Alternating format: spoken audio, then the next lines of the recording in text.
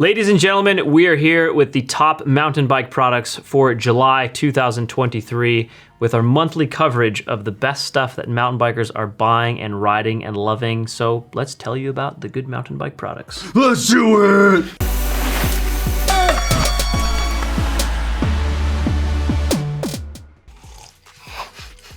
SRAM T-Type has dominated the month of July. It was introduced in March? You got better memory than me. I think it was March, but the GX version of T-Type was just recently introduced, and that has kind of pretty quickly spun up there as the top selling T-Type stuff. Uniquely, GX T-Type group set with 165mm cranks is the top selling variant.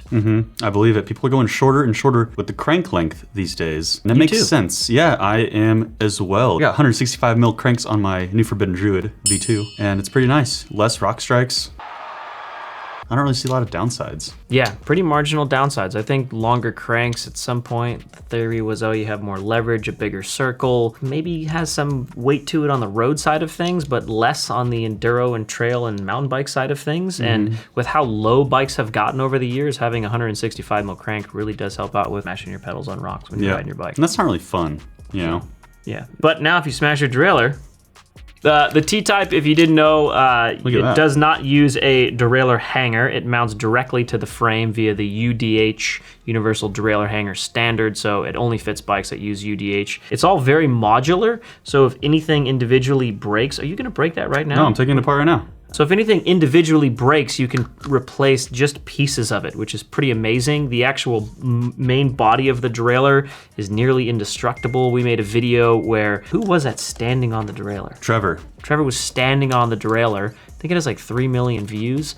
And yeah, it just kind of doesn't bend. The way that the axle runs through it, it clamps on like a vise to the frame. It's a really good design. And if you smash the cage, which yeah, you can still always rip a cage off a derailleur, it's all modular and replaceable. Definitely just put this back together incorrectly, but it's super cool. Oh my God. Do you know how to put that back together? I'm pretty sure you just do that. That's how easy it comes off. Okay. For you viewers out there, if you're still watching. If you're curious about the T-Type stuff, we have a video all about T-Type when it was released and the XO, XX, and XXSL, and then a separate video about the GX stuff. What you were asking, I actually have been loving the transmission on my bike. I mean, the ability to shift when you're just like pedaling as hard as you can, That's the one. ticks them off. It's just unreal. It actually does change how you ride the bike, which is pretty cool. Yeah, there's been a lot of talk historically over the last 15 years of different brands that are like, oh, you can shift under load, and you can have been able to shift more under load as new drivetrains kind of progressed over the years, but this is not like that. This is like legitimately shifting under load. Not like, oh yeah, you can kind of shift under load and it works. Like, no. You could be sprinting as hard as you possibly can, and you literally can barely feel when the chain moves from one cog to the next. That's shifting under load. You kind of have to ride it and test it before you realize how serious that is. Next product! Pool noodles. These are super popular summertime. Use your noodle. You know, going to the pool, you want to float around.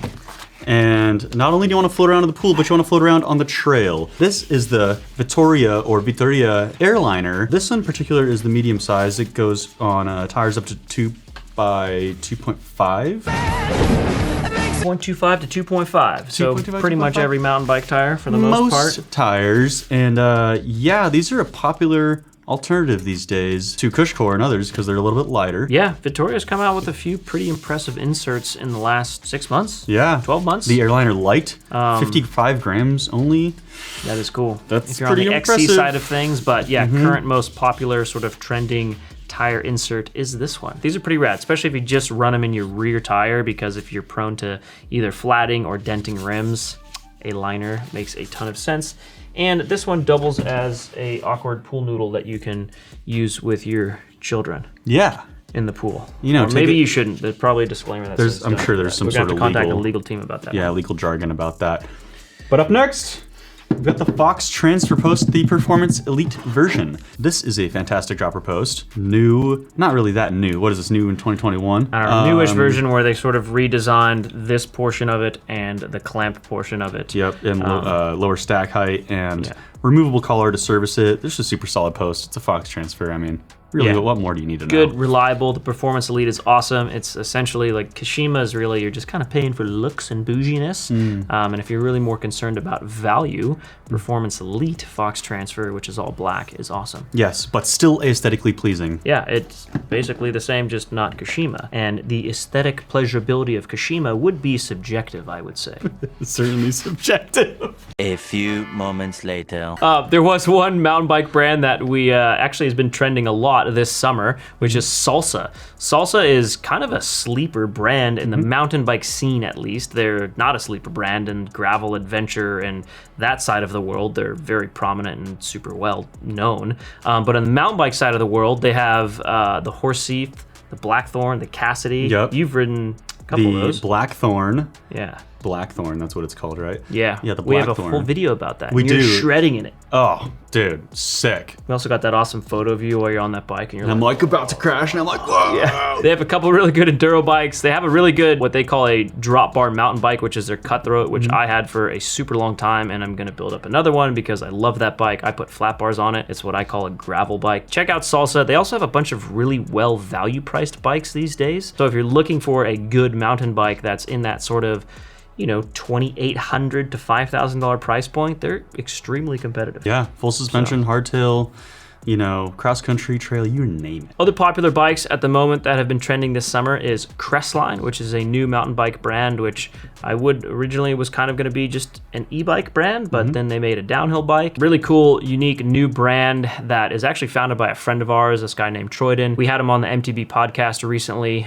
Pretty cool. We try to have founders of bike brands on the podcast here and there, and Troyden had a lot of interesting stuff to say because he built a bike brand in the midst of the pandemic years, and that was Crestline. And yeah, they've made some really good stuff, and it's trending like crazy at the moment. That's true. Also, Forbidden, Forbidden. High Pivot, incredible. They call it High Pivot Witchcraft. High pivot witchcraft. They were pretty much one of them and Deviate were the very first people that were like really making proper carbon fiber high pivot bikes in a good way. Yep. And the enduro side of things. Yep, they started off with the Druid 130 mil travel trail bike. Now they're on the second iteration of that bike. That is the bike I just got. And they also have the Dreadnought, which is their longer travel 29er. Well, I guess they also offered in a mixed wheel version.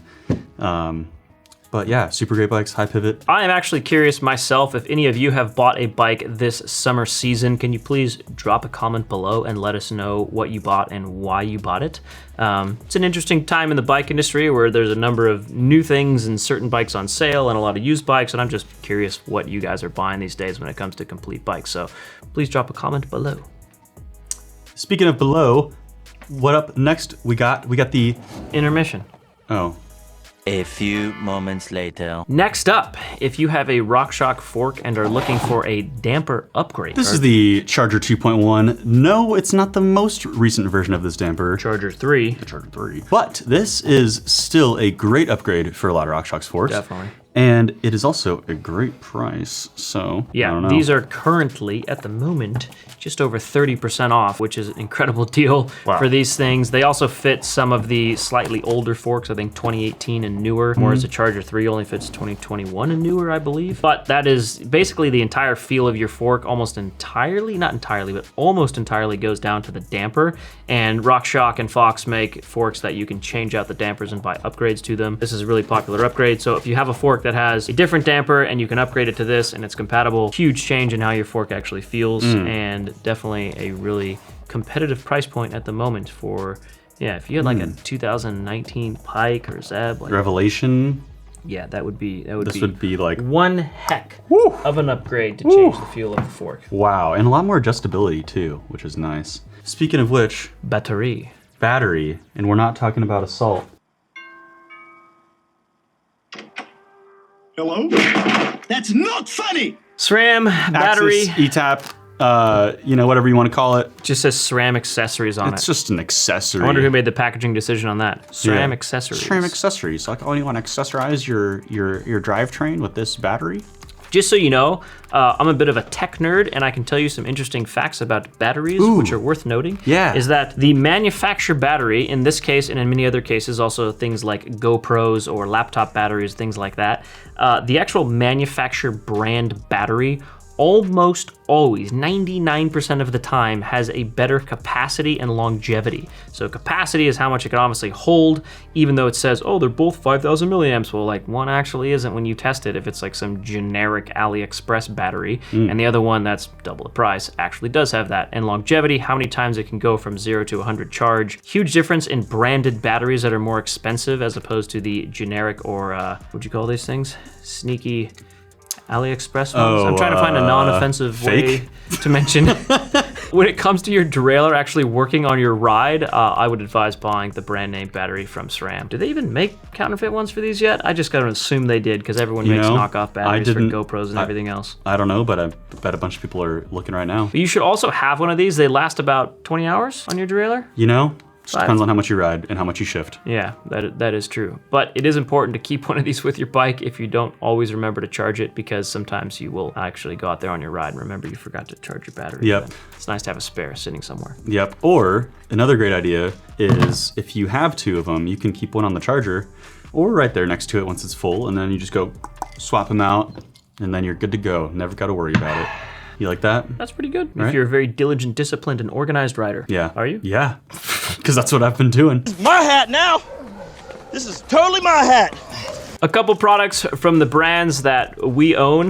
We own Kettle Mountain Apparel, and we just recently made some really nice board shorts that we're quite proud of. We worked really hard on these things, and they work for a lot more than just swimming. They came out super nice. We're putting a lot of effort these days into all the designs of the Kettle stuff, whether that's some of the bike-specific apparel pieces or the more casual or travel adventure pieces like the board shorts. Called the Alpine Dip and More. Originally it was going to be called the Alpine Dip, and then I wore them and I was like, these are so good. They work for so many things. We should call them the Alpine Dip and More. That's true. Like Dippin' Dots. Dippin' Dots. Those were good. Do you remember those when they had those in the mall? They still have them. Another brand that we're involved with as a co-founder and co-owner is Trail One Components, and we just came out with some composite pedals. This is the Vortex composite pedal. We put a lot of effort and time into the design of this pedal. It's at a $49 price point, sealed bearing, lifetime warranty, and also includes one free rebuild kit per year. Ooh. So the hope is that these things last basically forever. 9 pins on the top, threaded, replaceable, a little bit of a concave to it, which is great. Not too concave, but definitely not convex. Little channels to clear mud, super dialed in pedals. If you're a composite flat pedal rider, I think you're gonna really like these. Our worst purchases. Oh, yes. Well, you have one. All my purchases are super calculated. I never make any bad ones, so. This month. My worst purchase is a bit odd. I've been buying about a few Sonos speakers. Products seem great. They're super highly reviewed. They sound amazing. And I was like, oh, I really like this brand. And then I had one issue with one of the speakers I bought, a Roam SL. I had 2 of them in my room as a stereo pair. One of them sort of kept having these disconnection problems, just being super finicky and doesn't work right. The other one works perfect, and it's the same speaker right in the same spot. It's all dialed in. So I contact their support. And contacting their support to discuss this was a special circle of hell.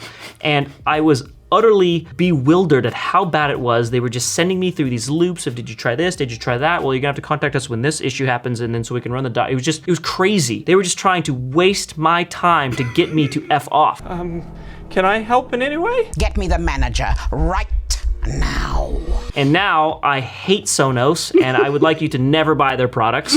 Although they are good, except for, well, I got this one defective one, obviously it's not good. And now I gotta buy another one because they're not giving me one. No warranty support, just basically a big middle finger. So anyways, I'm super pissed off, and it makes me kind of really realize viscerally why we've put so much effort in over the years to have really good customer support at Worldwide Cyclery and Kettle and Trail One, because that's the kind of stuff that matters. Like, even if the product's good or if the product's mediocre, how you support it after the fact is a monumental difference from one brand to the next, and it's really worth considering and thinking about. You definitely should have told them that you have a YouTube channel, and then maybe they would have been like, oh my God, we'll send you a new one right away. I hope the CEO reaches out. Yeah. Probably won't. Probably won't. But if he rides mountain bikes, maybe you will. Hey, I ride mountain bikes, and I saw what you said about the speaker. I'm really sorry, dude. Yeah. Wow, your customer support is god-awful, and I hate you. See you guys next month. Thank you for watching. Please hit the subscribe button and share with your mountain bike friends. We appreciate that. Cheerio.